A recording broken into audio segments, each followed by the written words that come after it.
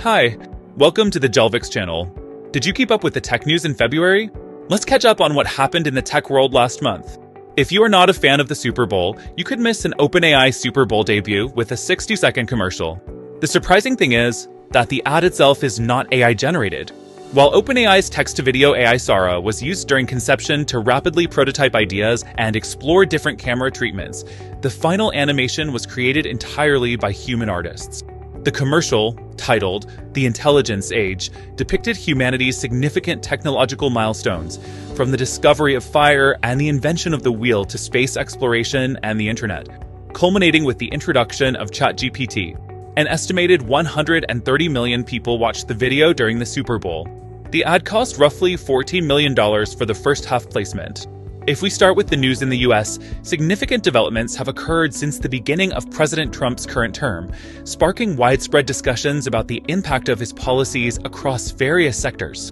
For instance, you might recall the enforcement of the TikTok ban and AI regulations during the previous administration. Recently, President Trump signed an executive order revoking these Biden-era AI policies, effectively removing certain safeguards on AI development. While this move aims to foster rapid innovation, it also raises concerns about national security, data privacy, and ethical AI governance. However, concerns about data security and management don't end there. The Cybersecurity and Infrastructure Security Agency, CISA, has placed several election security officials on administrative leave, leading to apprehensions about the agency's capacity to counter potential misinformation threats. Meanwhile, the Consumer Financial Protection Bureau, CFPB, recently laid off 70 to 100 employees, including around 20 technologists focused on big tech's role in financial services, raising concerns about weakened fintech oversight. A federal judge has temporarily halted further layoffs pending a hearing on March 3rd. Critics argue these cuts, part of a broader federal downsizing effort, could undermine consumer protections. Elon Musk, leading the Department of Government Efficiency, DOGE, has initiated actions within the CFPB. Allies associated with Musk have sought access to the Bureau's information technology systems, prompting concerns among employees about potential access to protected personal information. By the way, do you use noise-canceling headphones? Maybe even right now? BBC published an article that discusses auditory processing disorder, APD, a condition where the brain struggles to process sounds.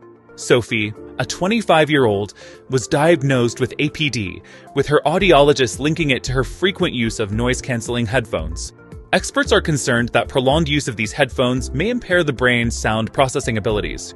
Treatment can help, but more research is needed on the long-term effects of these devices. But let's get back to the Trump news. In February 2025, President Trump's administration unveiled a new strategy for cryptocurrency regulation.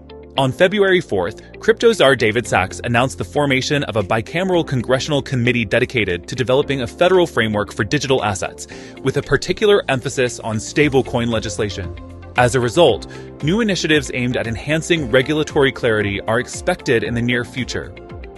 While Trump revealed his AI plans, the European Union has launched the InvestAI initiative, aiming to mobilize €200 billion for artificial intelligence development.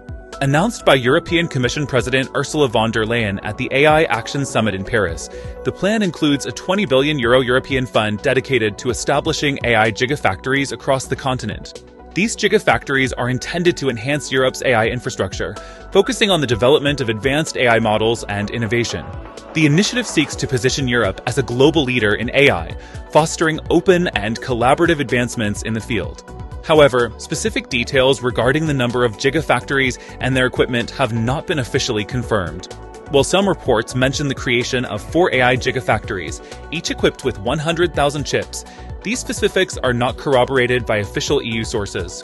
Well, that's some of the news which can change our lives next years. Let's move on to another piece of news from the Bitcoin world, which is a story with a twist. James Howells, a computer engineer who has been striving since 2013 to recover a hard drive with Bitcoins he discarded, now considers buying the entire landfill where he believes it should be. The drive was accidentally thrown away by his ex-partner, ending up at a landfill in Newport, Wales. The local council rejected James' request to search the site, citing environmental concerns. Howells has explored the option of buying the landfill with backing from investors. The James hard drive containing 8,000 bitcoins, worth £620 million today. While James from Newport is going to become a millionaire, Meta has announced Project Waterworth, a 50,000-kilometer subsea cable initiative connecting 5 continents, including the US, Brazil, India, and South Africa. This multi-billion-dollar project aims to enhance global connectivity, support Meta's AI services, and improve digital communication, video experiences, and online transactions. India has committed to investing in the maintenance, repair, and financing of undersea cables in the Indian Ocean through trusted vendors, as part of a broader US-India technology partnership.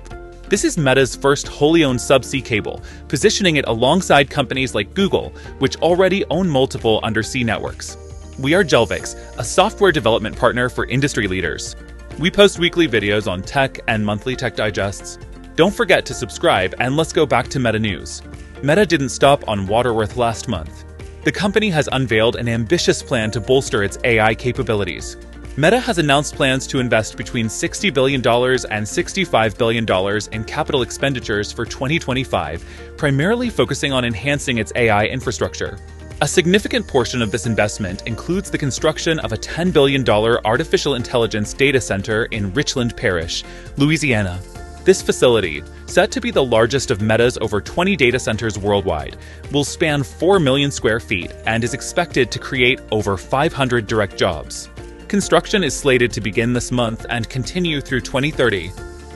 However, we can see the consequences of the AI Meta plans already. In February 2025, Meta initiated another round of layoffs, targeting approximately 5% of its workforce, or about 3,600 employees. This move aligns with the company's strategic focus on artificial intelligence investments and operational efficiency. Concurrently, tensions have risen among Meta employees due to recent policy changes, such as cuts to diversity, equity, and inclusion programs and modifications to content moderation practices. In response to internal criticism over these changes and the recent layoffs, Meta's Chief Technology Officer, Andrew Bosworth, advised employees who are unhappy with the new policies to consider working elsewhere. Let's check the latest updates from no-code companies. Softr, a no-code app builder with over 600,000 users, is expanding beyond Airtable to support various databases, including Google Sheets, Notion, PostgreSQL, and MySQL. This shift allows businesses to integrate scattered data sources into a unified platform for building internal tools and client portals. The company is introducing new AI-powered app-building features, a permission system, and plans to add workflows and tables, enabling users to build apps without external databases. Operating with a freemium model and no sales team, Softr has 5,000 paying customers and is nearing profitability. The Berlin-based startup raised $13.5 million in 2022 and continues to grow efficiently with a global team of 45.